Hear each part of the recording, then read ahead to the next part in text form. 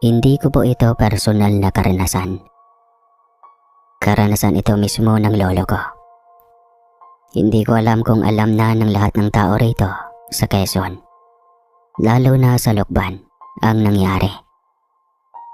Pero ilang taon na rin ang nakalipas mula nang maganap ang pangyayaring iyon. Sa ngayon, mahirap pa rin ang buhay namin. Wala man lang naiwan sa amin, lalo na kung ikukumpara sa balita na mayaman noon ang lolo ko. Alam mo sir, kaya niyang suportahan ang buhay ng kahit ilang henerasyon pa. Nagsalin-salin ng kwento sa aming angkan. Nakasulat rin rito sa libro ng mismong anak ni Lolo Rico na nakasaksi sa lahat ng paghihirap niya. Ginawa niya ito dahil ayaw niyang malimutan ang hindi kapanipaniwalang karanasang nangyari. Ang lolo kong si Rico ay may 8 anak. Pero pinapaampon nila ang isa. At ang pinagkukunan niya ng pangkabuhayan ay trabahong tila simple lang. Ang pagtatanim at pagsasaka. Hindi laging may pera doon. Dahil karamihan sa mga nakatira rito malapit sa bundok ay kapos din sa buhay. Ang mga gulay na itinatanim niya ay kadalasan nauuwi na lang sa pagkain para sa pamilya. Malaki naman daw ang naidulot noon sa kanila. Pero pagdating sa usapin ng sakit at karamdaman ng mga bata, doon sila nangangamba. Dahil walang sapat na pera, walang pampacheck up, walang pambili ng gamot, at wala silang maipambayad. Nasanay na lang silang makontento sa buhay noon. Hindi nga gaano inaalagaan ng asawa ni Lolo Rico ang mga anak niya. Pinapaniwalaan nila na kung hayaan lang na masanay sa dumi ang katawan ng mga bata, hindi sila tatabla ng anumang sakit. Pero hindi naman ganun, di ba? 4 sa 8 anak niya ay laging may karamdaman. May ilan na inaatake ng hika, may laging inuubo, at may laging nilalagnat. Parang sinampal sila ng kahirapan at ipinakita ng mundo na hindi sana dapat sila ipinanganak dahil sa hirap ng buhay. Ganoon na ganoon ang umpisa ng kanilang buhay. Kaya ginagawa ni Lolo Rico ang lahat para lang mabigyan ng pamilya niya ng kailangan. Halos hindi na siya umuuwi, tanim lang ng tanim, alok nang lang alok para may bumili ng ani niya. Samantalang ang lola ko naman, na asawa ni Lolo, nandoon lang sa bahay. At hirap ding sabay-sabay alagaan ang mga lumalaking anak na may kanya-kanyang sakit. Palagi nang pagod ang mag-asawa. Wala na silang oras para sa isa't isa. Parang wala na silang nagagawa para sa relasyon nila. Hindi na sila nagiging mag-asawa, kundi nagiging mga magulang na lang. Hindi na nila nagagawa ang mga bagay para sa sarili nila. Tulad ng makatulog ng mapayapa, maligo ng maayos, at gawin ang mga karaniwang gawain sa normal na buhay. Puro anak na lang ang inuuna nila. Kasalanan naman nila, di ba? Kasi marami silang anak. Pero kahit ganon, nakakaawa pa rin sila kung iisipin. Kilala si Lolo Rico sa buong baryo, lalo na sa Lukban, bilang isang kayod kalabaw. Halos parang hindi na siya napapagod at nananatiling matatag sa kabila ng dami ng ginagawa niya para lamang kumita. Kahit ano pa ang trabaho na ipapagawa sa kanya, may naiuwi pa rin siya sa pamilya niya. Sila talaga ang tipo ng pamilya noon na bihirang makatikim ng mga bagay na sa tingin natin ay masarap. Sabi pa nga sa libro, maski isda, bihira nilang matikman. At kapag makakatikiman, kadalasan ay wala ng ulo. Yung bang nasa loob ng lata ng sardinas. Si Teofil naman ang panganay na anak ni Lolo Rico. Ang palaging kasama at kasundo ng lolo ko. Siya rin ang saksi sa lahat ng nangyari at siya rin nagsulat ng libro tungkol sa kabuhayan at paghihirap ng pamilya nila. Pa, magtrabaho na kaya kami ng mga kapatid ko. Kami na lang, yung tatlo na walang sakit, para makatulong sa gastusin. Awang-awa na ako sa'yo pa. Ayaw ko nang mag-aral. Wala nang mangyayari kung tutuloy pa. Lalo lang nadadagdagan ang gasto sa mga proyekto at pati sa aming pangangailangan sa eskwela. Ipagamot na lang natin iyon sa sakit ng mga kapatid ko pa. Tapos, magtatrabaho na kami. Anong magtatrabaho, anak? Walang magtatrabaho sa inyo. Ginagawa ko naman lahat Ginagawa namin ng nanay nyo ang lahat ng tungkulin namin. Bilang mga magulang nyo. May kulang pa ba? Bakit mo pa kailangang sabihin yan? Sobra-sobra ng paghihirap ko. Huwag mo namang isipin na nagkukulang ako sa'yo o sa mga kapatid mo. Hindi na kayo nakakapagpahinga ng maayos pa eh. Sobra-sobra na nga pa. Kaya nga gusto ko nang tumulong. Gusto na rin naming tumulong. Kasi kapag napagod ka ng gusto, hindi namin kakayanin na mawalan ng ama. Baka singilin ka na rin unti-unti ng katawan mo. Huwag kang mag-alala, Pel. Bata pa ako. Marami pa akong diskarte sa buhay. Marami pa akong pwedeng gawin. At saka marami na rin ang nakakakilala sa akin dito. Marami ang handang tumulong sa atin. Kaya huwag kang mag-alala. Huwag kang mangamba. Ayos lang si Papa. Payagan nyo na lang ako magtrabaho pa habang nag-aaral. O kaya, ilalako ko na lang ang mga gulay nyo sa paaralan. Hindi ko na talaga kaya to. Pakiramdam ko kasi, pabigat ako kasi ako ang panganay. Dapat ako ang nakakatulong sa atin. Pero tignan nyo, wala man lang ako maibigay o magawa para sa pamilya. Sobrang sakit nun para sa akin pa. Kaya pakiusap, payagan nyo na akong tumulong sa inyo. Sobrang salamat sa pagiging maunawain mo, anak. Sa pagiging maintindihin mo sa sitwasyon ng pamilya. At sa hindi mo pagtatanim ng sama ng loob sa amin. Kahit nahihirapan kayo, kahit hindi naman dapat. Pero huwag ka nang magtrabaho muna. Papayag ako na ialok mo ang mga gulay natin sa paaralan. Basta manindigan ka na kailangan mong makatapos sa pag-aaral. Magbibinata ka na, anak. Malapit na. Kaunting tiis na lang. Hayaan mo. Naniniwala ako na gaganda rin ang buhay natin pagdating ng araw. Lagi naman kaming masipag ng mama nyo eh. Siyempre naman pa, lahat ng mga iniisip ko ay para sa atin din. Kaya kapag nakapagtapos ako ng pag-aaral, sa unang sahod ko, kakain tayo ng masarap. Para maisip mo lahat, kasi sobrang halaga ng mga ginagawa mo para sa amin pa. Wala kang ibang iniisip kundi ang gampanan ng lahat para sa amin. Kaya maraming salamat pa. Kasi hindi mo kami sinusukuan. Awang-awa at sobrang mahal ni Tio Pel, si Lolo Rico. Kasi saksi siya sa lahat ng paghihirap noon. Kaya nanindigan siya. Nasusunod palagi sa kanyang ama. At laging titignan bilang motibasyon para magpatuloy sa buhay. Kahit paminsan-minsan, nakakapagod na. Dahil palagi silang gutom. Palagi silang walang-wala. Mas mahirap pa sila sa daga. Kaya yung bahay nila walang daga. Palagi lang silang nakatanaw sa ibang tao. Palagi na lang umaasa sa tulong o sa bigay. At palagi lang umaasa sa dasal na balang araw. Papaabot rin sa kanila ang panahon. Makalipas ang ilang araw, nakakabenta naman si Tio Pel sa school niya. Bumibili ang mga guro, kaklase, pati ang prinsipal.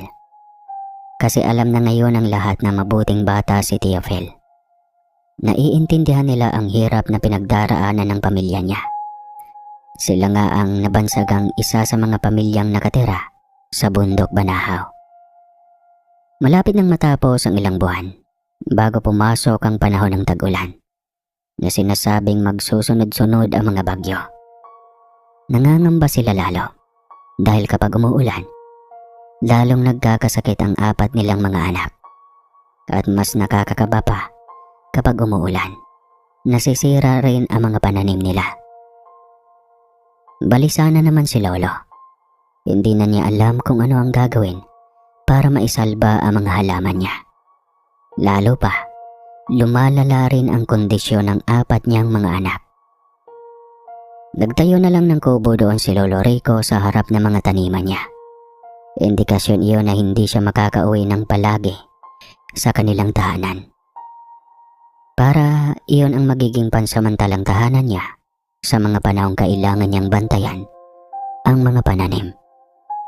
Gusto sanang sumama ni Tio Phil doon, pero hindi naman siya pinapayagan ni Lolo. Kaya ang magagawa na lang ni Tio ay dumalaw-dalaw doon tuwing umaga at maghatid ng pagkain.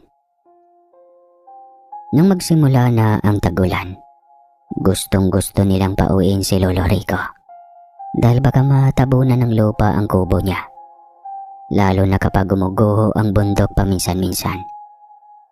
Pero nanindigan ng matanda. Ayaw niyang umalis. Gusto niyang maibigay ang lahat ng pangangailangan ng pamilya niya. Hindi na nila pinilit si Lolo Rico. Pinabayaan na lang nila doon yon. Lagi nilang inuutosan si Tio Phil na siguraduhin hinahagilap at inaalagaan ang tatay nila. Kaya dumadalaw pa rin si Tio Phil sa kubo ni Lolo tuwing kinakailangan. Pa naman alam mo namang delikado na dito. Pwede ka matabunan ng lupa. Mas gusto pa naming magtiis sa gutom kaysa makita ka naming mamatay dahil sa kakahanap mo ng paraan para hindi kami magutom pa. Kaya umuwi ka na pa. Pwede naman naming bantayan ng salitan ang mga pananim mo . Wala namang mawawala. Pwede ka namang magtanim ulit kung kinakailangan. Dugo at pawis ang inaalay ko sa mga pananim na to. Tignan mo kung gaano sila kagaganda at kalalago. Ayaw ko yung pabayaan. Kagaya nyo mga anak ko kayo, mga anak ko rin ang mga pananim na yan. Tignan mo ang itsura nila, kung gaano kalusog at kalago. Masisiguro mo ba na hindi sila masisira ng bagyo? Unang malakas na ulan. Hindi, di ba? Pinaghirapan ko yan. Pinalaki ko yan. At kahit gaano pa kayo kakulit, kahit gaano pa kayo kabagal lumaki, kagaya rin yan ang mga bunga ng mga pananim ko. Dumadating din sa oras, umaabot din sa panahon. Ikaw talaga pa, napakakulit mo no. Pinagsasabihan ka lang naman dinadamdam mo agad. Alam ko naman na mahal mo yung mga pananim mo. Naiintindihan ko yun pa. Pero, mahal mo din naman ang buhay mo, di ba? Mahal ka namin. Mahal na mahal. Kaya ka namin gustong pauwiin. Hindi dahil wala kaming pakialam sa hirap mo, kundi dahil may pakialam kami sa'yo. Ayaw mo lang kaming pakinggan. Hindi mo kailangang ibuhos lahat dyan sa mga pananim pa. Kahit gaano pa sila kahalaga. Hindi sila kasing halaga ng buhay mo. Paano kung wala ka na bukas para sa amin? Paano kami pa? Kailangan ka pa naming makakasama pa, ha? Kapag nangihina ka na, kapag hindi ka na makatayo. Ganon ba ang hinihintay mo? Na bumagsak ka muna bago mo kami pakinggan. Hindi ka na namin kailangan kapag patay ka na pa. Kailangan ka namin ngayon. Ngayon na buhay ka pa. Ngayon na kaya mo pang umuwi. Ngayon na kaya mo kaming yakapin. Hindi yung matanda lang ako anak pero hindi pa ako mawawala sa inyo. Ano ba naman yung pinagsasabi mo? Binibigyan mo na naman ako ng kung ano-anong ikokonsensya. Mahal na mahal ko rin kayo, kaya nga ako nandito. Hayaan mo pagkatapos ng tag-ulan. Uuwi na ako. Sige na. Iwanan mo muna ako dito. O kung ayaw mong umalis, tumulong ka na lang magkuha ng mga gulay dyan. Huwag na natin palalain to hanggang sa kailangan pa nating mag-iyakan. Sayang ang oras. Mas mabuti pang gamitin natin sa paggawa kaysa sa pag-aalala. Kahit ano pang sabihin mo pa, hindi mo kami mapipigilan sa pag-aalala. Basta nangako ka pagkatapos ng tag-ulan, uuwi ka sa bahay ha. Tandaan mo yan pa. Hindi ko yan kakalimutan. Oo anak, basta pag gumaling na sina Ella at Rose, pati si Nonoy, titigil na ako rito. Magninegosyo na lang kami ng nanay nyo. Ayaw ko rin namang lagi kayong nag-aalala. Hindi ko rin gusto na pati kayo ay magkakasakit. Palagi ko naman kayong ipinagdarasal eh. Kapag nawala na ang mga sakit ng mga bata, mas makakilos na tayo ng maayos. Kasi hindi na ako mapakali kapag iniiwan ko sila. Baka may mangyaring hindi maganda pag wala ang nanay niyo para magtrabaho din. Kahit ako pa, hindi mapakali tuwing papasok sa eskwela. Kaya lagi kong sinasabi sa inyo na gusto ko nang magtrabaho.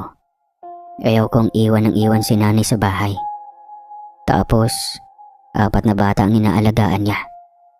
Natatakot ako na baka pati si nanay ay bumigay. Takot na takot akong mawala kayo pa. Takot din kaming mawala kayong mga anak namin ng nanay niyo. Kaya kami nagpapakapagod para sa inyo. Naiintindihan kita. At alam kong naiintindihan mo rin ako. Mabuti na lang. Swerte kami sa inyo. Mahirap man ang buhay pero hindi nyo kami ginagawang pahirapan. Hayaan mo, konti na lang. Konting-konti na lang. Pag lumaki ka pa ng kaunti, isasama kita sa mga ginagawa ko. Pero tutulungan mo ako ha. Hindi ka magtatrabaho. Tutulong ka lang sa abot ng makakaya mo. Umuwi si Tio Pel ng kampante kasi naging maayos ang usapan nila ni Lolo Rico. Kaya ayon, kampante rin ang buong pamilya ng ibalita ni Tio Pel na maayos naman ang kalagayan ng tatay nila. Ang nanay naman nila ay napapabuntong hininga. Sabi niya, hindi siya kayang makampante dahil alam niyang delikado talaga ang pagtatayo ng kubo sa paanan ng bundok. Bandang hapon, bumuhos ang napakalakas na ulan. Nakinig sila sa radyo, si Tio Pel at ang iba, at pinupukpok pa nga nila ang radyo para lang makasagap ng signal dahil halos sirain na talaga. Bungad sa kanila ang balitang malakas na ulan at ramdam nila ang panganib sa mga taong nakatira malapit sa bundok at sa mga ilog. Yung iba ay pinapalikas na nga. Malapit naman talaga silang nakatira sa bundok lang. Pero hindi naman sila direktang matatamaan kung sakaling may pagguho. Ang inaalala kaagad nila ay si Lolo Rico. Subalit, sobrang lakas ng ulan at halos imposibleng lumabas. Kung susubukan nila, baka sila pa ang mapahamak. Kumapit sila sa dasal. Nanindigan na magiging ligtas si Lolo Rico dahil marunong siyang dumiskarte. Kaya niyang gumawa ng paraan sa mga bagay-bagay at alam nila yon. Walang nakatulog sa kanila. Hindi nila magawa ang magpahinga. Ang nanay nila ay palakad-lakad lang sa loob ng bahay. Hindi mapakali. Paniupo, tatayo, sisilip. At panay ang bulong na sana tumigil lang ang ulan. Ang ilan sa kanilang mga kapatid ay panay ang dungaw sa bintana. Umaasa at nagbabaka sakaling umuwi ang tatay nila. Baka sakaling makagawa ng paraan si Lolo Rico para makalikas. Si Tio Pel naman ay nananalig sa utak ng tatay nila na sana hindi siya mapahamak sa kabila ng unos. Sa kabilang banda, si Lolo Rico ay tunay na nasa panganib na. Wala na siyang ibang matatakbuhan dahil wala siyang makitang daanan. Gumagabi na rin, kaya wala nang ibang pwedeng puntahan kundi ang umakyat sa bundok. Pumunta siya sa bundok ng Banahaw. Doon, nagbabakasakali siya na may matatagpuan siyang mauupuan at masisilungan. Kahit papano, para makatakas sa mga naglilipa ng hangin. Hindi na niya alam kung saan ang direksyon. Pero sigurado siya na kapag sumikat ang araw, alam niya ang daan pa uwi. Kaya lakad lang siya ng lakad at yumuyuko. Pilit nilalabanan ang malakas na hangin na bumubuga sa kanya. hanggang sa napakapit siya sa isang puno. Mahigpit na mahigpit ang pagkakapit niya. Halos ayaw nang kumawala. Naninindigan siyang hindi siya pwedeng mamatay. Alam niyang ang kahit kaunting pagkabitaw ay maaaring magdulot ng pagkahulog at matinding pagkabagok niya. At dahil medyo ilang araw ng pagod at walang sapat na lakas, talagang nanindigan lang siyang kumapit ng kumapit. Kahit anong sigaw niya, wala namang makakarinig para bigyan siya ng tulong. Hanggang sa unti-unti, para bang sumusuko na si Lolo Rico at tinatanggap na lang niya na kung anong maaaring mangyari sa kanya, ayun na yun. Hanggang sa may biglang humawak sa kanya, isang diwang kamay. Sobrang init nito, pero inabot nito si Lolo Rico. Hinila siya nito at nawalan siya ng malay. At nang magising siya, nasa isang magandang higaan siya. Lahat sa silid ay napakamahal at napakaganda, talagang hindi mo aakalain na may ganoong lugar sa bundok. Napalingalinga si Lolo Rico. Malinis siya at parabang pinaliguan at binihisa ng napakagandang damit. May nakahain ding masasarap na pagkain sa tabi ng higaan niya. Hindi na siya nagdalawang isip at agad niyang nilantakan ng pagkain. Pagkatapos, uminom siya ng tubig. Kakaibang tubig na iyon, malinaw at presko. Pero may bahagyang tamis na kakaiba at nakakapawi ng pagod. Lumabas siya sa pintuan na gawa sa ginto. Alam niya na may mali. Alam niyang nasa mundo siya ng mga kakaiba. Ngunit pinili niyang umakto ng normal. Hindi siya nagpakita ng takot o pangamba. Nananatili siyang kalmado. Nakita niya ang tatlong lalaki. Alam niyang hindi iyon mga tao. Isa sa kanila ang pamilyar na kamay. Ang kamay na humawak sa kanya noong siya'y nakakapit sa puno. Ngumiti siya sa mga ito at ngumiti rin ang tatlong lalaki. Isa lamang ang nakipag-usap sa kanya. Ang pangalan niya ay Ramel. Mabuti at maayos ng pakiramdam mo, Rico. Alam mo naman kung paano ka namin tinulungan kagabi. Sobrang nag-aalala kami sa'yo. At alam kong batid mo rin kung nasaan ka. Alam mong wala ka sa mundo nyo, di ba? Ayos naman ako. Mabuti nga at mabilis nang gumaan ang pagkaramdam ko. Nga pala, pwede na ba akong bumalik? Salamat ha. Sobrang nagpapasalamat ako. Pero hindi ako pwedeng manatili sa mundo nyo. Inaantay ako ng pamilya ko at siguradong nag-aalala na sila sa akin. Huwag kang magmadali, Rico. Palagi ka naming pinapanood. Alam namin ang lahat ng paghihirap mo at ang dedikasyon mo para sa pamilya mo. Sa totoo lang, nahahabag kami tuwing nakikita ka. Kasi alam naman namin na ginagawa mo ang lahat para mabigay ang pangangailangan ng mga anak mo. Kilala rin namin ang sakit ng mga anak mo. Diba? Kayang-kaya ka naming tulungan. Tulungan? Pero ano naman ang kapalit niyan? Anong mangyayari? Ayoko po ng obligasyon. Pakiusap. Walang kapalit ito. Ito lang ang kasunduan. Pagandahin ang buhay mo. Kada kasinungalingan na babanggitin mo, lalabas sa bulsa mo ang sandamukal na gintong barya. Pwede mo yang ibenta. Yayaman ka ng sobra. Yun lang. Ganoon kasimple. Tatanggapin mo ba ang gantimpala namin? Isipin mo na lang na yan ang tulong namin mula sa bundok. Dahil nakikita ka namin bilang mabuti at responsableng ama. Talaga? Sige, tatanggapin ko po yan. Para ito sa mga anak ko. Handa akong magsinungaling ng walang habas basta mabigyan ko sila ng magandang buhay. Salamat talaga. Salamat sa inyo.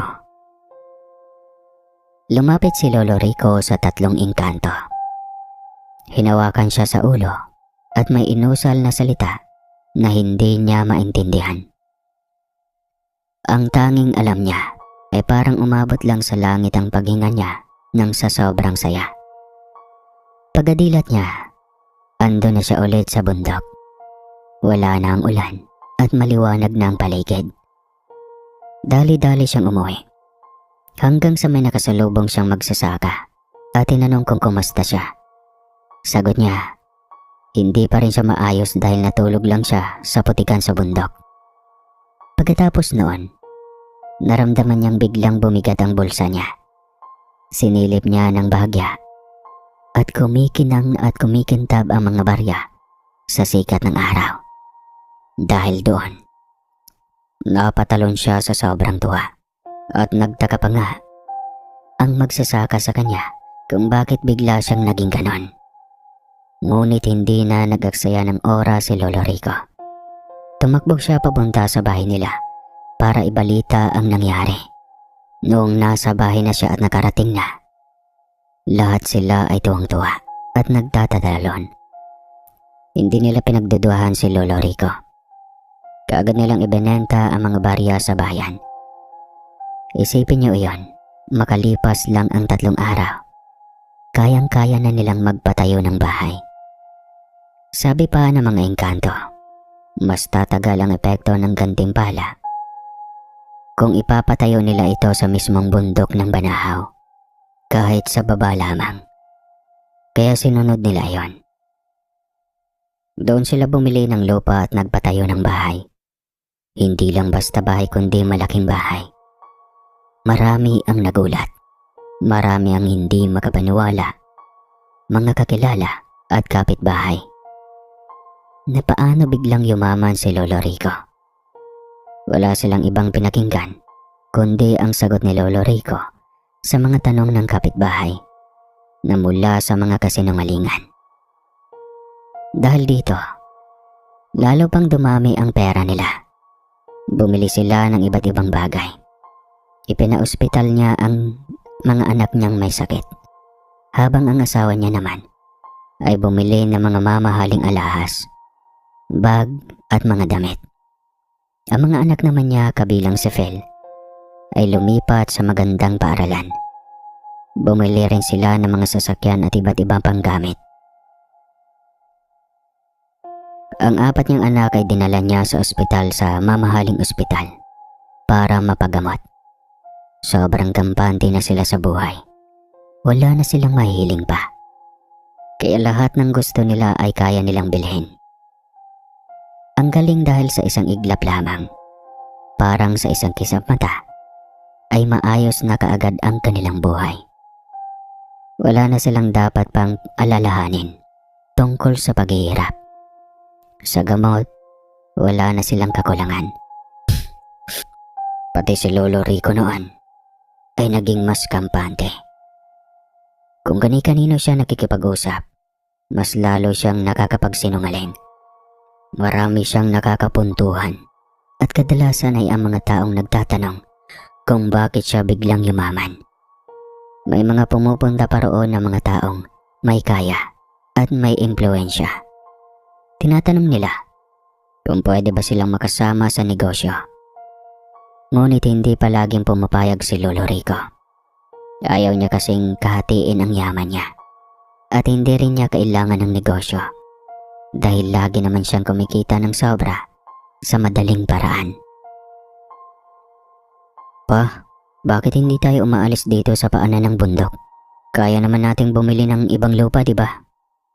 Ang pangit kasi dito, paulit-ulit lang ang tanawin. Nakikita ko pa rin kung saan nakatirik ang dati nating bahay. Tignan mo ang itsura.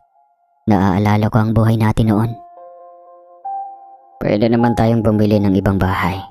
Pwede naman iyong mangyari, pero hindi tayo pwedeng hindi dito tumira. Kasama iyon sa kasunduan namin ng mga engkanto dito sa bundok na hindi ako pwedeng umalis, pati ang pamilya ko. Dahil baka may mangyaring masama sa atin. Sumunod na lang tayo para maging ligtas tayong lahat. Hindi na natin kailangan pang ikumpara sa hirap ng buhay natin noon, ang buhay natin ngayon. Ayoko nang bumalik sa pagsasaka, anak. Alam kong ayaw mo rin bumalik sa hirap.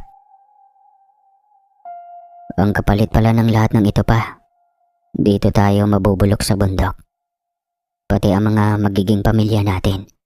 At ang mga kapatid ko, dito din. Hawak pala tayo sa leeg ng mga engkantong iyon. May pera naman tayo. Sapat na iyon. Baka pwede mo na silang bitawan para makalayo na tayo rito. Walang kapalit. Walang kahit anong kapalit. Kondisyon iyon. Dahil binibigyan nila tayo ng biyaya. Hindi natin sila pwedeng talikuran dahil nakuha na natin ang gusto natin. Isipin mo anak. Isipin mo lang palagi at ipagpasalamat na lang natin ito. Hindi naman tayo pwedeng umalis at tumira sa ibang lugar.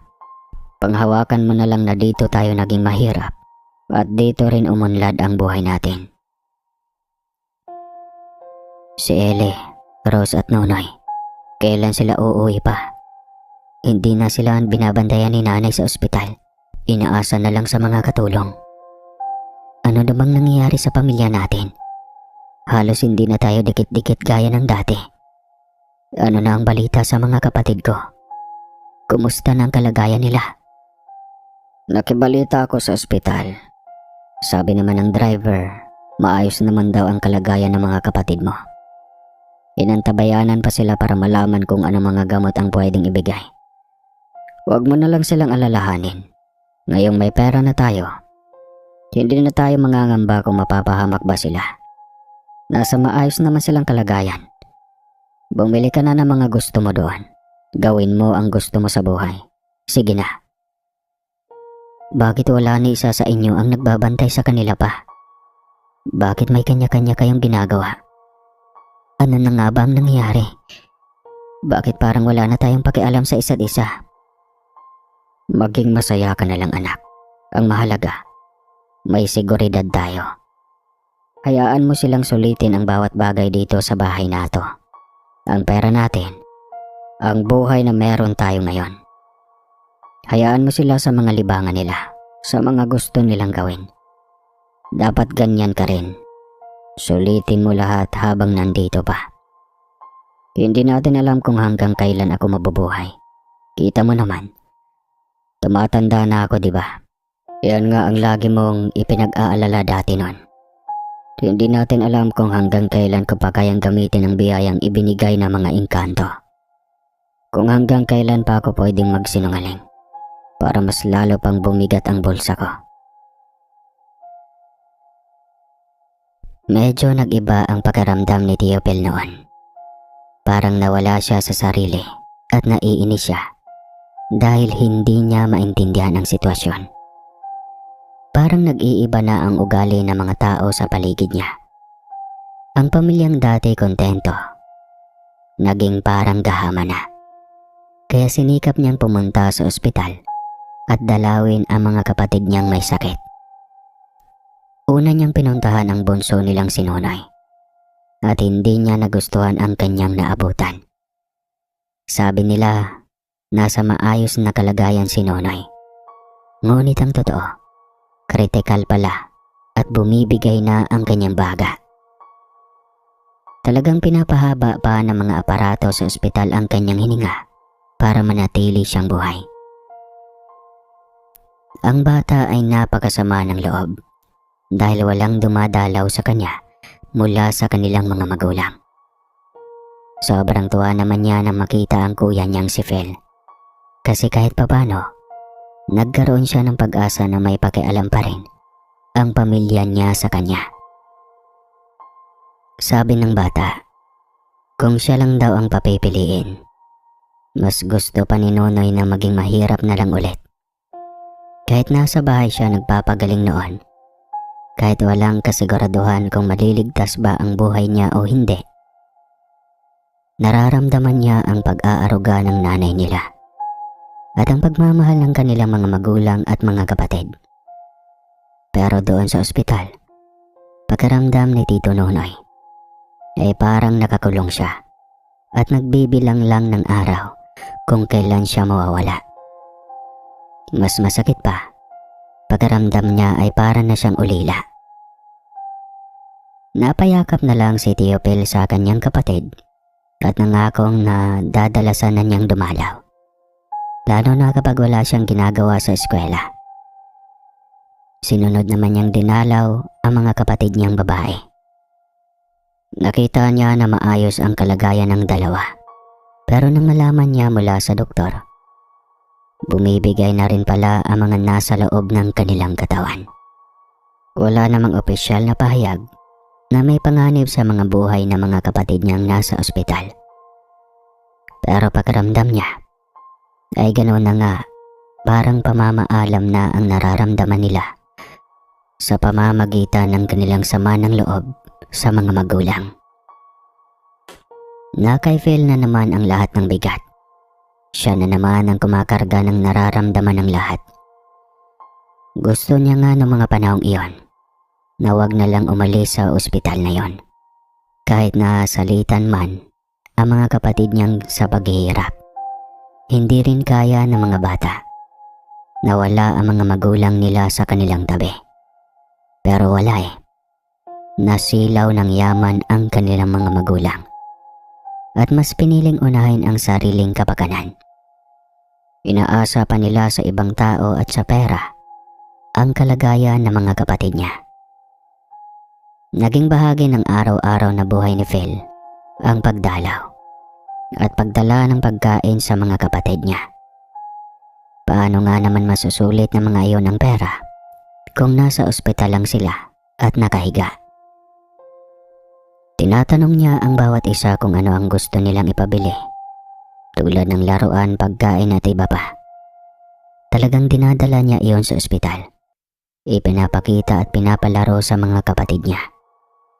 Kapag nakikita niyang nakangiti sila, sobrang saya na ni Phil.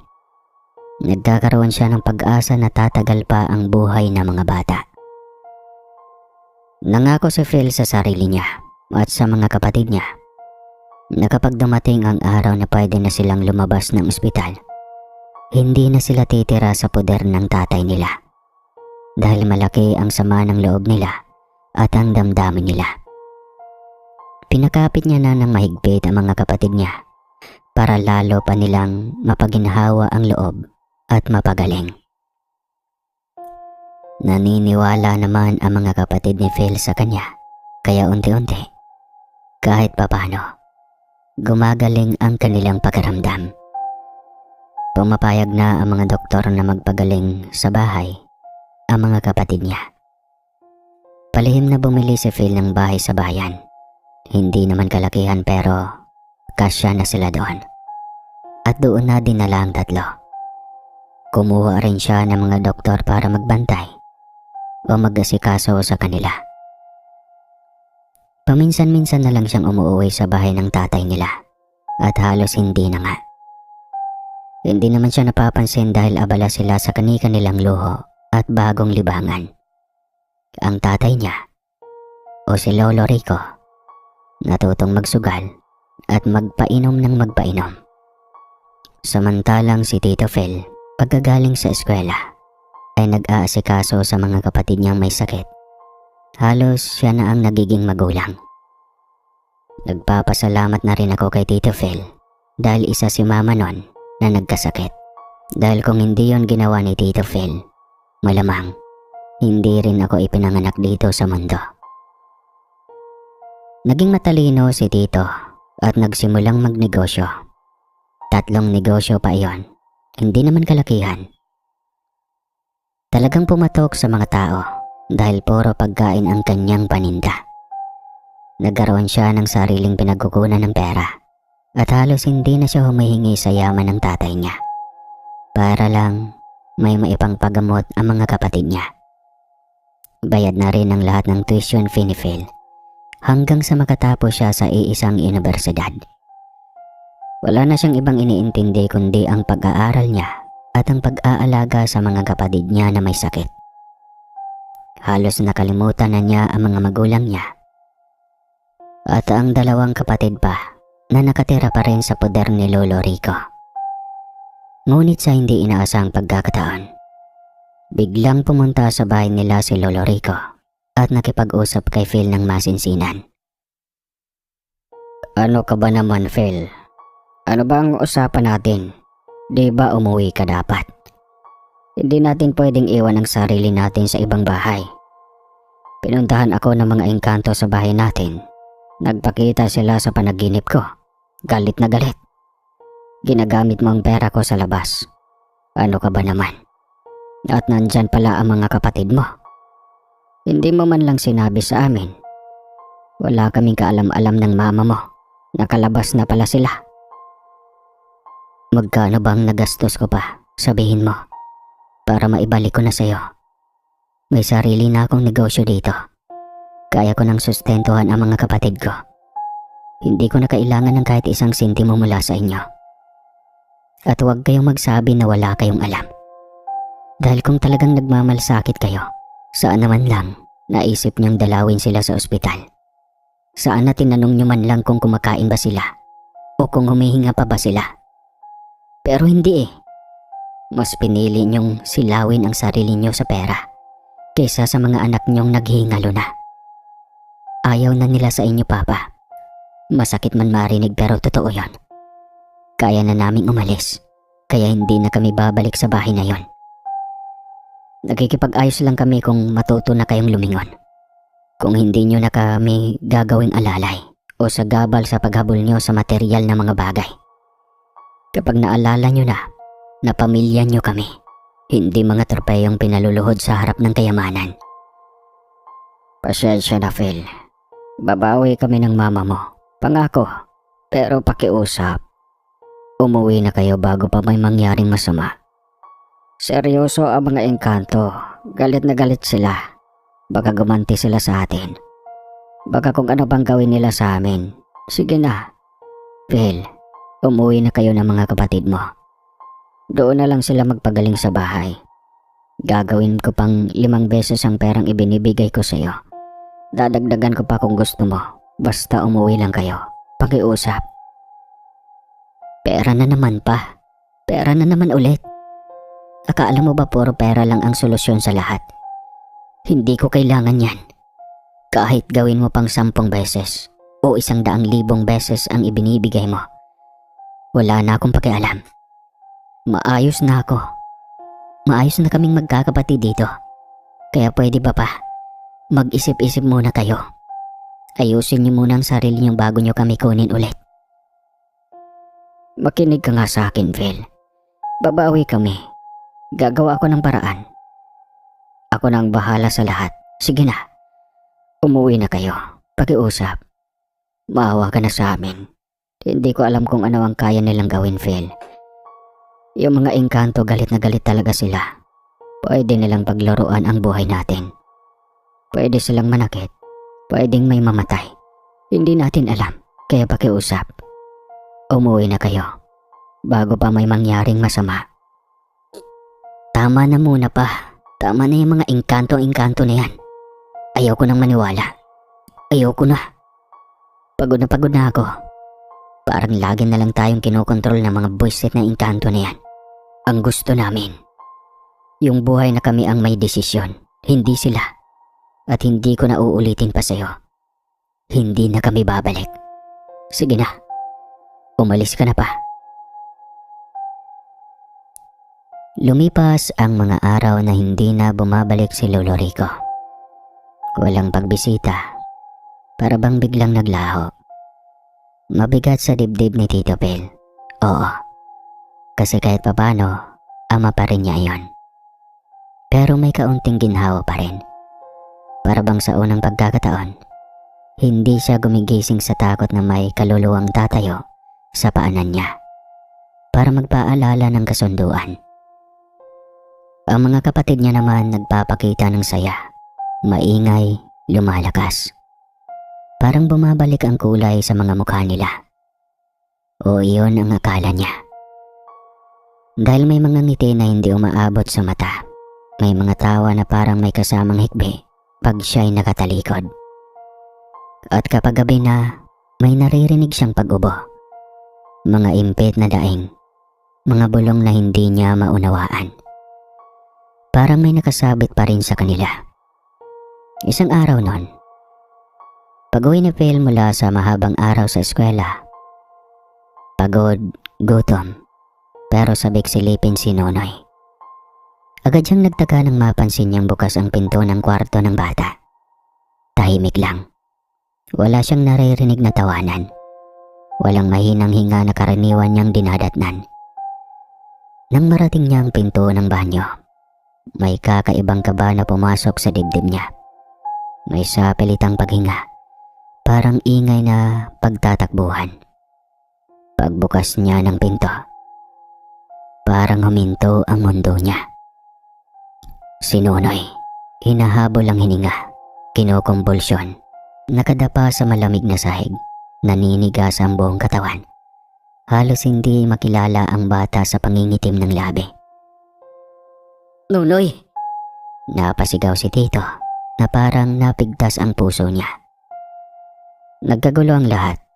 Ang nagbabantay natataranta. Ang dalawang kapatid ay umiiyak na nandun pala sa taas. Ang mga tagabantay na binabayaran nila ay nataranta dahil galing ito sa labas at may binili lang ito. Pilit pa rin itong kumikilos pero halatang hindi sapat ang kagamitan sa bahay. Dalhin na natin sa ospital. Bilis! Halos pasigaw na utos ni Phil. Nanginginig ang boses. Pagkarating sa ospital, hindi na nakapasok si Phil kaagad. Pinaupo siya sa labas at ang bawat segundo ay parang martilyong kumakatok sa ulo niya. Nanginginig ang kamay niya. Paulit-ulit niyang pinipilit na maging kalmado. Pinipilit na punitin ang sariling takot. Pero ilang minuto pa lang ang lumipas, lumabas ang doktor. At doon nakita niya yung tingin na kahit hindi pa nagsasalita, alam na alam mo na ang sagot. Yung tingin na parang humihiwa sa kaluluwa. Lumapit ang doktor, marahang huminga, at saka umiling. At doon tuluyang bumagsak ang mundo ni Phil. Si Nonoy, wala na. Wala na ang batang ilang araw lang ang nakalipas ay nangangarap ang makalabas ng ospital. Wala na ang batang pilit pa niyang pinapalakas ng loob na gagaling. Wala na yung kapatid niyang mas pinili pang maging mahirap ulit basta kapiling ang pamilya nila. Wala na si Nonoy. Hindi na mawari ni Phil ang naramdaman niya at wala na siyang pakialam sa itsura niya. Iyak lang siya ng iyak. Wala siyang ibang ginawa kundi ang magdalamhati sa ospital. Mukha siyang batang kawawa, pero wala siya talagang pakialam. Yakap-yakap niyang malamig na katawan ni Nonoy. Nananalangin siya sa Panginoon na sana nasa ligtas na lugar ang kapatid niya at hindi napunta sa mga engkanto-engkanto na sinasabi ni Lolo Rico. Ilang saglit lang dumating ang mga magulang nila at ang dalawa pa niyang kapatid. Galit na galit si Phil sa kanila sa loob-loob niya. Pero hindi mo naman masisisi ang mga iyon na mag-alala at umiyak dahil wala na nga si Nonoy. Punong-puno ng iyakan ang ospital noon. Kanya-kanya sila ng hinanakit. Kanya-kanya sila ng sakit na nararamdaman. Sobrang bigat ng pag-aayos nila ng burol ng bata. Lahat sinisigurado nilang mamahalin. Kumbaga, doon sila bumawi kay Nonoy. Ibibigay nila ang lahat. Ang kabaong ay ingrande. Maging ang pinagpwestohan ng burol. Pati ang mga pagkain at upuan. Lahat ay pinaganda at ginastusan. Parang isang ingranding kaarawan ang dating. Sayang nga lang, hindi naranasan ni Nonoy ang ganitong pag-aalaga noong buhay pa siya. Maraming dumating na mga bisita, mga kababaryo nila. Karamihan ay simple lang ang itsura, halatang kapos din sa buhay. Wala namang kaso iyon kina Tio at sa pamilya nila. Galing din sila sa hirap ng buhay. Ang importante sa kanila noon ay marami ang nakiramay kay Nonoy. Ibig sabihin, maraming nag-aalala sa bata at may pakialam pa rin sa kanya. kahit gaano kahirap ang naging buhay nila. Ang mga magulang ni Phil, lalo na si Lolo Rico, ay hindi pa rin tumigil sa pagsisinungaling. Kahit sa mismong burol ng bata, para lang makalikom ng gintong baryang lalabas sa bulsa niya. Iyak tawa na lang ang nagagawa ni Tito Phil noon. Gusto man niyang kumprontahin si Lolo Rico. Ayaw naman niyang magkagulo, lalo pa at burol ito ng bunso nilang kapatid. Ilang araw lang ang lumipas, hindi na nila pinatagal. Nilibing na nga si Nonoy sa pinakamahaling sementeryo sa bayan nila. Mahal ang lupang binili, permanente na iyon. At sa totoo lang, kakasya ang buong angka nila sa laki ng lupang iyon. Nakakalungkot lang na ang pinakahuling pinanganak sa kanilang pamilya ay siya pa ang unang-unang hihimlay. Pagkatapos noon, iniisip ni Tito Phil na magkanya-kanya na talaga sila. Talagang dodoblehin niya ang pagbabantay sa mga kapatid pa niyang babae. Sisiguraduhin niyang hindi na rin niya kakausapin ang tatay niya. Ganoon na kabuo ang loob niya. Pero si Lolo Rico mismo ang lumalapit kay Tito at may sinasabi ito sa kanya. Phil, makinig ka naman na. Nagagalit na ang mga engkanto.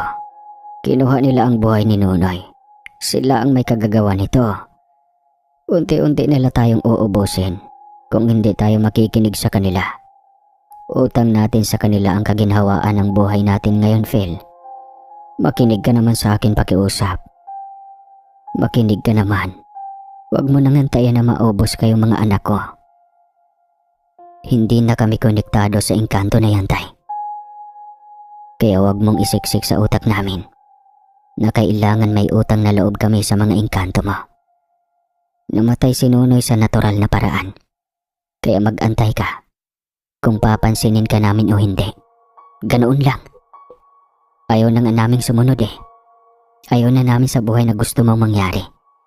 Ayaw naming maging alipin ng pera at ng mga engkanto sa bundok na yan. Konektado pa rin kayo dahil mga anak ko kayo. Sa inyo dumadaloy ang kayamanan ko. Minsan ka ring nakinabang, Phil. Hindi ka magkakaroon ng negosyo kung hindi dahil sa pera. Hindi ko sasabihin pera ko dahil kasamkapan lang ako ng mga engkanto para yumaman tayo. Sumunod na lang kasi tayo. Pakiusap. Umuwi na kayo. At umuwi ka na. Ano bang ibig mong sabihin pa?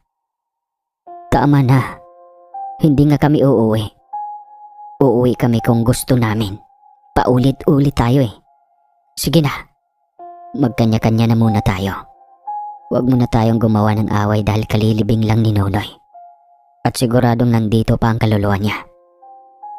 Anak, ginawang sumpa ito. Ginawang sumpa ng mga engkantong yon ang binigay nila sa akin. Niloko nila ako. Sabi nila, walang kabayaran. Pero hindi mo naiintindihan. Ang mga kaluluwa niyo ang gusto nilang kunin. Sinimulan na nila kay Nonoy. Anak ko, kapatid mo. Siya ang unang binawi nila. Huwag mo nang hayaan na madagdagan pa ng bihag ang mga engkanto. Hindi ko alam kung kanino hihingi ng tulong. Wala tayong pagpipilian kundi ang sumunod na lamang. Dahil kapag hindi natin ginawa, baka ikaw, baka ilan sa mga kapatid mo, baka pati ako, mawawala na lang bigla. Kung ganun pala pa, bakit hindi mo na lang tigilan ha? Bakit hindi mo na lang itigil ang pakikinabang dyan sa kapangyarihang binigay nila sa'yo? Ba't hindi mo na lang itigil ang pagsisinungaling? Pa, magsumikap na lang tayo kagaya ng dati. Tutulungan kita. May negosyo na ako. Kayang-kaya natin mabuhay ng normal, ng patas. Tigilan mo na yung sumpa. Sabihin mo sa kanila, alisin na nila ang ibinigay nila sa'yo. Gawin mo yan pa. Para mabuhay ka ng normal. Para walang mawala sa atin ulit. Sinubukan ko na pero ayaw nila. Mapanlin lang at mapagpangga pala ang mga engkantong iyon dahil mga itiman sila. Nadala ako sa hirap ng buhay natin kaya masyado akong nagpagamit sa kanila. Pero mga buhay pala natin ang kapalit, anak.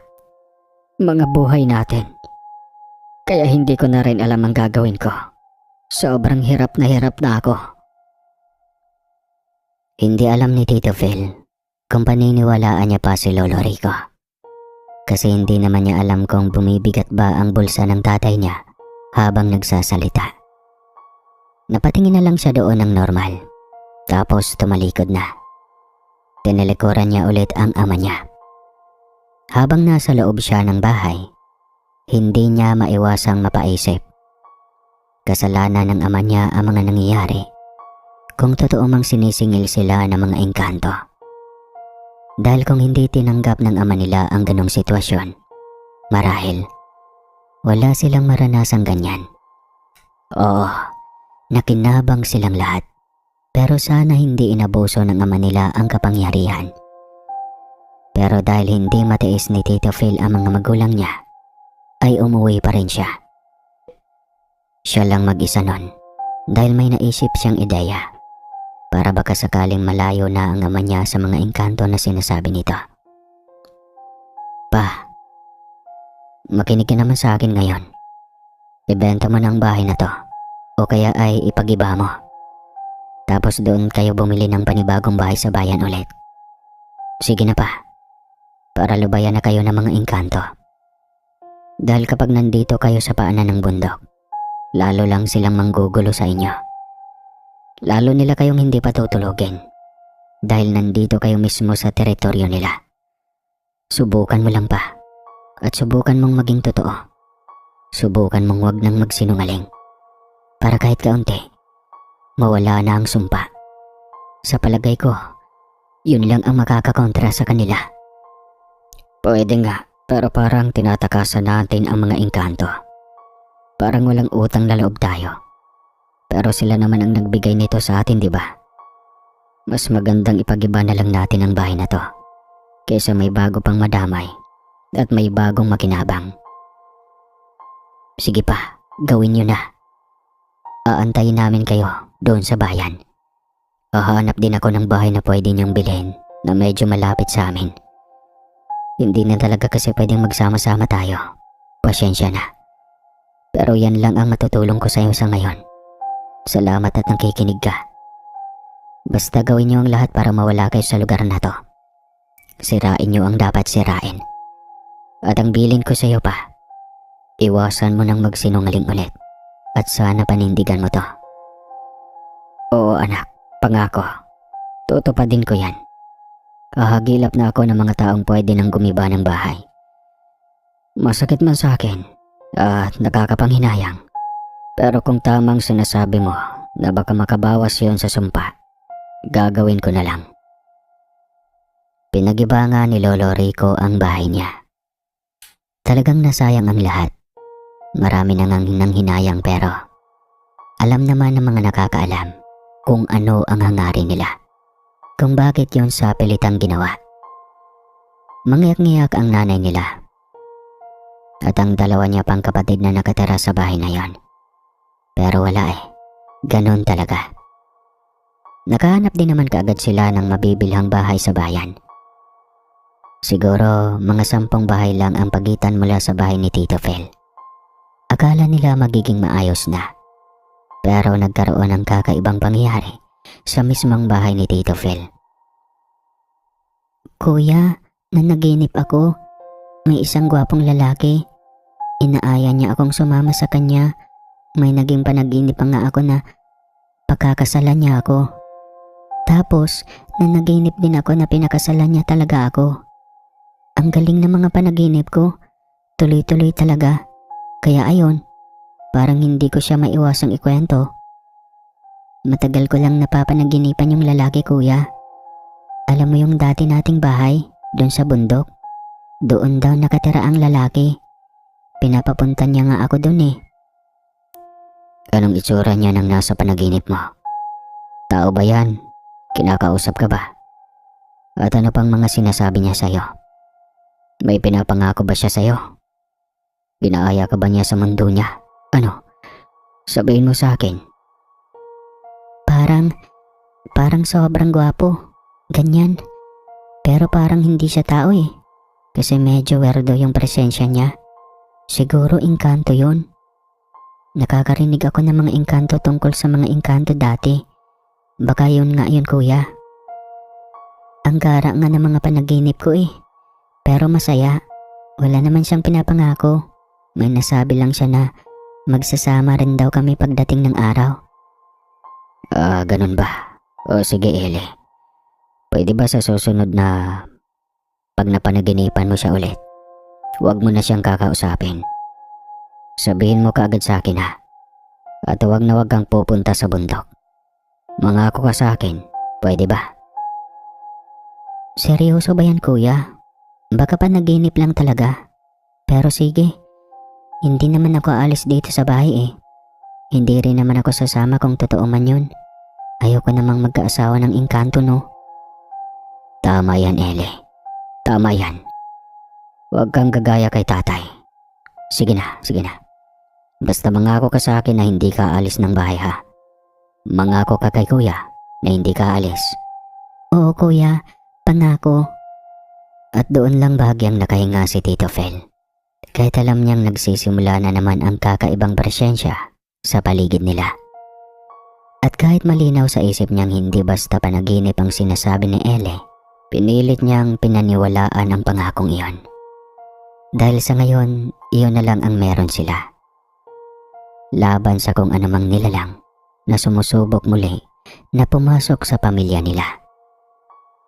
Pero ang paghihirap nila ay hindi na unti-unting pinapatagal. Kinabukasan, naglalaro si Tita Ele at ang ina ko sa bakuran. Hindi yung mga larong pambata, kumbaga yung mga larong gumagawa ng mga pulseras gamit ang mga sandan. Mga larong pangdalaga. Sa hindi inaasahan, humangin ng napakalakas. Nabuwal ang puno na maliit at saka tumama yun sa noo ni Tita Ele. Puno lang iyon ng malunggay. Pero para bang malakas ang pagkakaparasa. Kaya talagang binawian ng buhay si Tita Ele. Hindi na gaanong kadetalyado sa libro kung ano talaga ang nangyari pagkatapos nun. Basta, kagaya ng ginawa nila kay Nonoy, nandoon sila sa ospital. Iyak ng iyak ang mga naiwan. Pinaburol ng enggrande at inilibing sa sementeryo kung saan naroon ang bangkay ni Nonoy. Doon na nakumbinsi si Tito Fel at ang iba pa nilang natitirang mga kapatid na talagang may kinalaman nga yata ang engkanto kung bakit inunti-unti sila. Pero wala na silang magagawa dahil malayo na sila sa bundok. Halos mabaliw na nun si Lolo Rico kasi nasa kanya ang lahat ng sisi. Dahil totoo naman, siya ang tumanggap at nagpasilaw sa yaman. Totoo, at sinubukan nila na lumapit sa kung sino-sinong manggagamot at albularyo. Pero wala na silang magawa dahil nakakapit na talaga ang sumpa ng engkanto sa tatay nila. At sigurado, unti-unti nga silang mauubos. Walang-wala na silang pag-asa nun. Parang nagugulo na ang mga utak nila. Parang unti-unti na silang nababaliw sa sobrang dami nila ng iniisip. Pa, hindi naman nagpapakita sa iyo yung mga engkanto, di ba? Baka pwede ka makiusap. Sabihin mo na gagawin natin ang lahat para matigil ang sumpang ito. Gagawin natin ang lahat na ipagawa nila. Basta hindi labag sa kalooban natin. Kahit ano pa yan. Wala na anak. Hindi na sila nagpapakita sa akin. Kung lumabas man sila sa panaginip ko, lagi silang galit. Lagi nila akong pinagbabantaan. Hindi nila pinapakinggan ang mga sinasabi ko. Ilang beses na akong nagmakaawa. Pero wala na talagang ibang paraan, anak. Hindi na ako nagsisinungaling. Bihira na lang may lumabas na baryang ginto sa bulsa ko. Kung ano na lang ang natitira, yun na lang ang ginagamit namin ng nanay mo at ng dalawa mo pang kapatid. Hindi na ako umaasa sa kanila ngayon. Pero gabi-gabi nila akong tinatakot sa panaginip ko. Halos gabi-gabi, anak. Paano na yun, tay? Hindi na natin mababawi ito kung talagang sumpa na. sabihan mo yung dalawa kong kapatid. Magdubli ingat sila. Lalong-lalo na kayo ni nanay. Ako nang bahala dito kay Ross at kay Conchita. Kahit medyo mahirap pa silang makausap sa ngayon dahil dikit na dikit talaga sila ni Ellie. Hindi pa di tuluyang magaling si Ross. Si Conchita naman ay mabuti na. Kaya tinututukan ko talaga siyang mabuti. Na anumang oras ay pwede siyang kunin. Naawa ako kay Ross, tay. Baka kung gugustuhin ng mga engkantong yan, wala din akong magagawa. Pero wala pa akong nakikitang pahiwatig kay Ross. Kaya mag-obserba ka sa bahay niyo, tay. Gawin mo ang lahat para sa proteksyon nila. Pero kapag ganun pala talaga sa mga ganun na nangyari, marami kang hindi inaasahan. Dahil ang nanay ni Tito Phil, na si Lola, makalipas lang ang ilang linggo, yun naman ang kinuha ng pinaniniwalaan nilang mga engkanto. Nagsimula daw maging balisa ang nanay nila. Nagsasalita ng kung ano-ano at nagtuturo-turo ng mga bagay-bagay. Tapos tumakbo. Tinuturo ang direksyon papunta sa bundok. Pilit daw yung hinahawakan ni Lolo Rico. Hirap na hirap siya dahil sa sobrang lakas daw ng katawan ng nanay ni Tito Phil. Hanggang sa bigla na lang sumigaw ang nanay niya na parang mayroong nakasapi. Nagkibot-kibot daw yon. Hanggang sa biglang nawala ng malay at inakala nilang nakatulog lang. Nilagay lang nila iyon sa higaan at pinaypayaan ng ilang oras. Hindi nila namalayan na hindi na pala humihinga. Wala na palang buhay ang ilaw ng kanilang tahanan. Sinubukan pa nilang dalhin ulit sa ospital, pero matagal na palang hindi na humihinga. Ang sabi nila, inatake daw sa puso. Pero wala naman yung sakit sa puso at hindi rin nagkaroon ng high blood. Kaya nakakapagtaka. Sobra-sobra na naman ang hinagpis ni Lolo Rico. At sinisisi na naman niya yung sarili niya. Awang-awa na noon si Tio Phil kay Lolo Rico. Wala na ang asawa niyang mahal na mahal niya. Saglit na saglit lang nabigyan nila ng oras sa isa't isa. Dahil magmula nung nagkaroon sila ng pamilya, nabuhos na lahat ng oras nila sa mga anak. At nung nagkaroon sila ng saglit na yaman, noon lang sila nagkaroon ng oras sa isa't isa. Tapos binawi din agad na ganun kaaga ang asawa niya. Para paiksiin ang nakasaad sa libro, kinuha ni Tio Phil ang dalawa niya pang kapatid sa tatay nila. Ilang araw din ang makalipas noon, tinapos naman ng ama niya ang sarili niyang buhay. Oo, nagpakamatay si Lolo Rico sa pag-aakalang matatapos ng sumpa kapag nawala siya sa mundo. Ang mga anak niya parang gusto na ring sumunod. Hindi na magkamayaw sa kakaiyak. 2 kabaong ang pinaglalamayan nila pagkatapos mamatay ng 2 pang kapatid. Halos buwan-buwan na silang nandoon sa purinarya kung saan binuburol ang mga mahal nila sa buhay. Nadagdagan na naman ang 2 lapida sa nabili nilang lupa sa sementeryo. Aanin pa nila ang mga pera ngayon. Aanin pa nila ang kayamanan. Para saan pa ang lahat-lahat ng pinaghirapan nila at ang sakit ng buhay na naranasan nila. Wala na silang mga magulang. Napunta na kay Tio Phil ang lahat ng responsibilidad dahil siya ang pinakamatanda. 4 na kapatid pa ang kargo niya. Bukod doon ay ang sarili pa niya. Rolly, Jong, sana naman titiyakin ninyo ang pag-iingat na mayroon ako. Protektahan natin si Ross dahil si Ross ang natitirang pinakasakitin sa atin. Si Conchita ay okay na. Ngayon kahit wala ng tatay, huwag pa rin tayong makampante.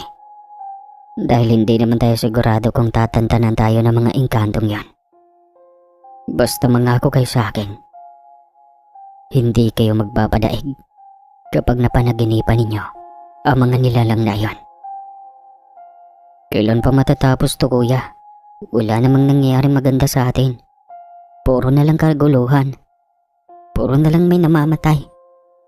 Ayoko na ulit makaramdam ng ganito, kuya. Umalis na lang tayo. Tumira tayo sa ibang lugar. Ayoko nang makita pa yung bundok na yan. Dahil yan ang pinag-ugatan ng lahat ng nangyayari sa pamilya natin ngayon. Huwag mong sisihin ang bundok, Rolly. Sisihin mo ang mga desisyon ni tatay.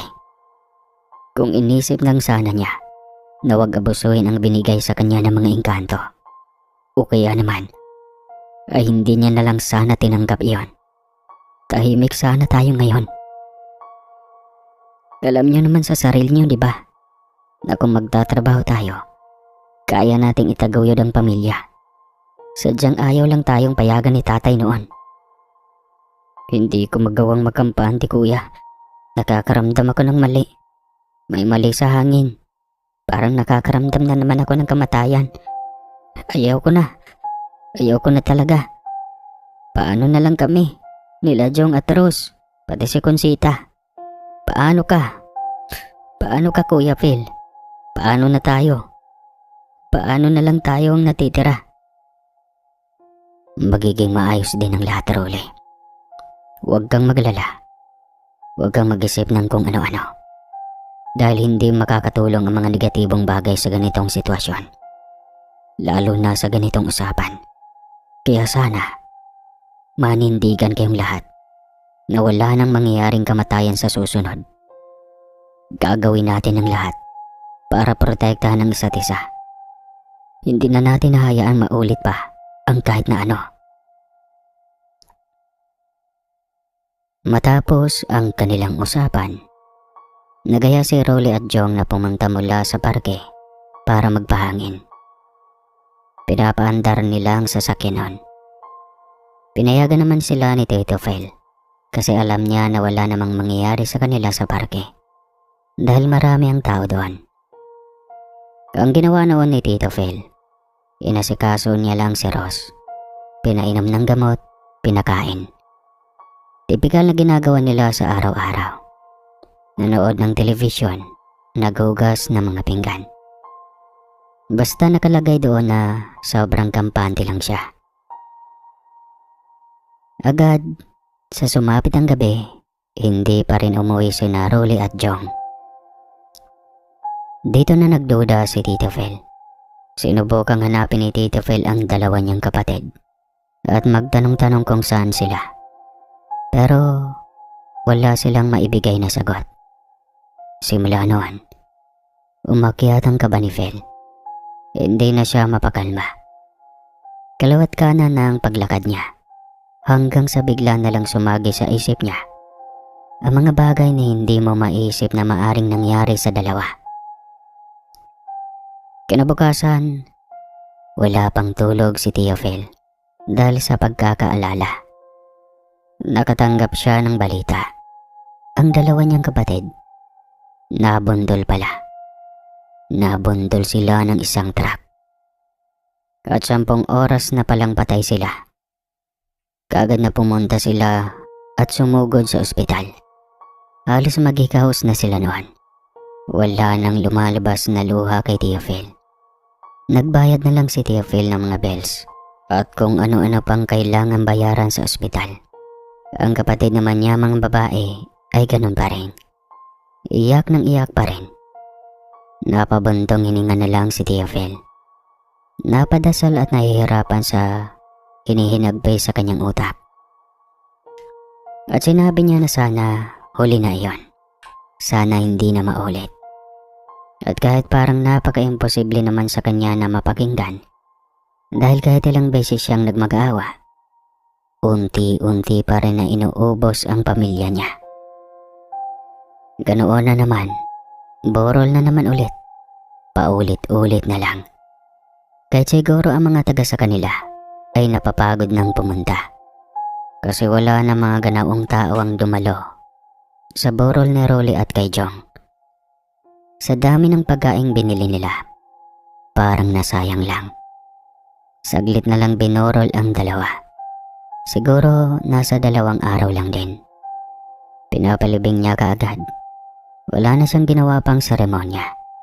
Pinadasalan na lang sa pare ang puntod at ang bangkay.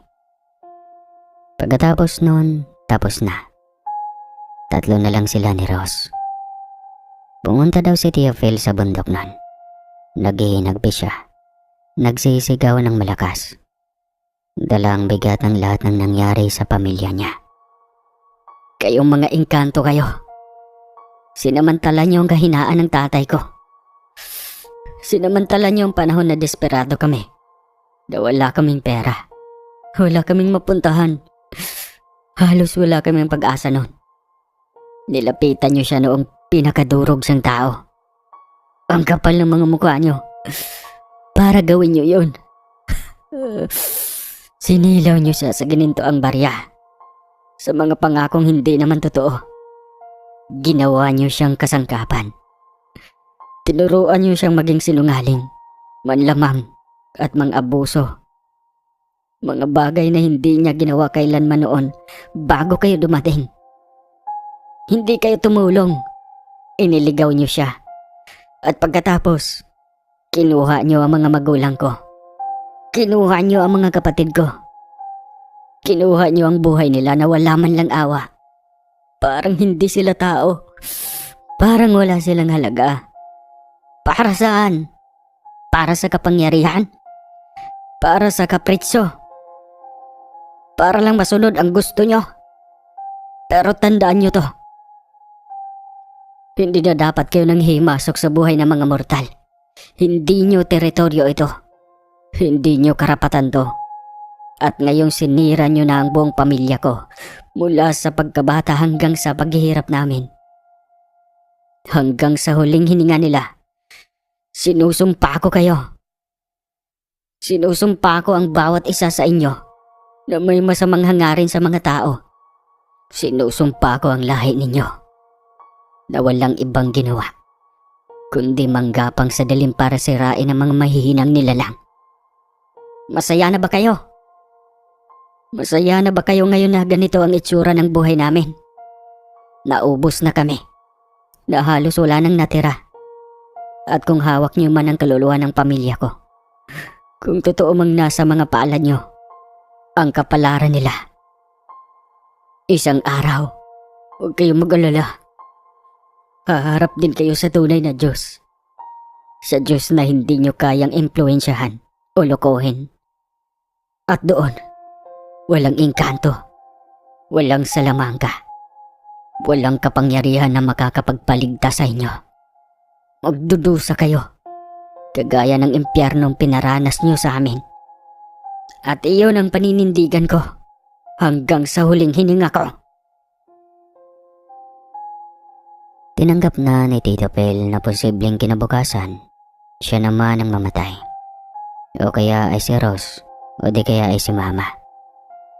Basta naniwala siya noon na may kapangyarihan ang lahat ng binitawan niyang salita.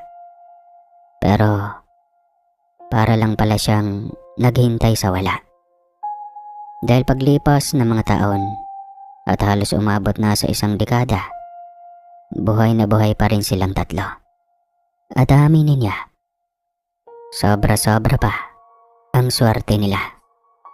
Hindi sila kailanman nagipit. Hindi sila nauubusan ng pera. Talagang umuulan ng biyaya sa kanila. Hanggang si Phil nagkaroon ng sariling pamilya. At napakaganda ng buhay na naibigay niya sa mga ito. Si Tita Ros naman nakapagtapos ng pag-aaral. At gumanda rin ang gusto ang takbo ng buhay. Parang napalitan ang lahat ng sakit, puot at pagkadismaya. Nalabis-labis na swerteng isang klaseng swerteng tila ipinagpalit ng kapalaran sa lahat ng bigating pinagdadaanan nila noon.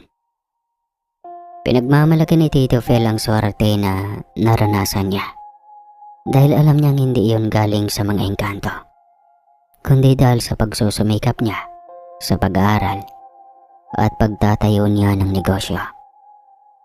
Taon-taon tuwing undas, palaging maganda at ingrande ang mga kandila at mga alay na nandoon sa puntod na mga yumaong kapamilya. Si nanay naman ay nakapag-asawa din. At yun nga, nabuo ako. Hindi na sila nakalimot, maging ang mga anak niya. Sinabihan niya ang mga ito ng kwento ng buhay nila. Dahilan din para isulat niya ang libro para hindi mamatay ang nangyari. At para paniwalaan rin ng mga tao na talagang mayroong mga engkanto lalo na sa bundok ng Banahaw. Dahil minsan silang pinatikim ng sarap ng buhay. Hindi kailanman naging susi ang nangyari para matakot si Tio Phil sa Banahaw. Talagang minsan umaakyat siya doon. Dahil kahit papano, umaasa siya na nandun na iwan ang mga kaluluwa ng mga kapamilya niya. Si Tita Ros naman, hindi naniwala. Dahil ang pinapaniwalaan niya, kasama na ng Panginoon, ang mga kaluluwa ng mga magulang at mga kapatid niya na yumao. Ganon din si nanay. Nag-aalay pa rin naman si Tio Phil sa bundok ng Banahaw, malapit sa dating kubo ni Lolo Rico. Hanggang sa bawian ng buhay si Tio Phil, dala-dala niya ang karangalan ng kwento niya. Ang mga anak niya rin, talagang naniwala sila sa tatay nila. Si Tita Ros naman hindi na ata nagpamilya kasi hanggang ngayon, buhay na buhay pa siya. Pero sobrang tanda na at kulubot na rin, na nanghihina na. Pero kaya niyang patotohanan ang mga kwentong iyon. Mayaman pa rin naman si Tita Ros. Ngunit alam ko, wala siyang ipon. Dahil lahat ng natitira sa kanila ni Tio Phil noon, binigay nila sa mga anak. At kay Tita Ros naman, ginawa niyang donasyon para sa mga nangangailangan. At kami naman, namuhay lang ng simple. Meron kaming sariling tourist spot dito. At hindi na namin hinangad na yumaman. Dahil napalaki naman talaga sila ng tama. Libro, si Tita Ros ang may hawak ngayon. Palagi naman niya itong pinapabasa sa aming mga pamangkin. At sa iba pa naming kamag-anak. Pumapayag naman sila na ibahagi ang kwento sa aming mga kaibigan at mga kapitbahay. Talagang ayaw nilang mamatay ang kwento. Gusto nilang ipaalala na may mga nilalang talaga sa bundok ng Banahaw na pwedeng makasira sa buhay natin, na pwedeng maligaw tayo kung hindi natin pinagkatiwalaan ang kabutihang ipapakita nila na sa umpisa lang naman. Kaya nasabi kong mahirap ang buhay namin dahil natutunan naming hindi umasa at hindi tumanggap ng madali ang bagay, kundi magsumikap. Maraming gustong tulungan kami ni Tita Ros pero walang tumatanggap. Talagang lahat kami mas bumabalik kay Tito Phil sa kwento niya na mas pinipili niyang magsumikap kaysa umasa sa iba. Nanghingi lang ng tulong sa una, ganun lang. Nasabi rin namin na hindi imbento ni Tito Phil ang nasa libro at ni Tita Ros. Dahil pinakita sa amin ng matanda ang mga gintong barya na natira, na dati ay itinatabi ni Lolo Rico. Luma ang mga barya, pero kitang-kita pa rin ang kanilang kinang. Sobrang kakapal na mga gintong iyon. At may nakasulat doon na wala sa wika natin. Ganito: Shaal Verin Lumain. At talagang malaking halaga, lalo na sa panahon natin ngayon kung ibebenta. Ngunit mas pinili ng pamilya namin na itago ito. Parang naging memorabilia na ito ni Lolo Rico, ni Tio Phil, at ng iba pa nilang mga kapatid na yumao na. Binansagan nila iyong Banahaw's Gold.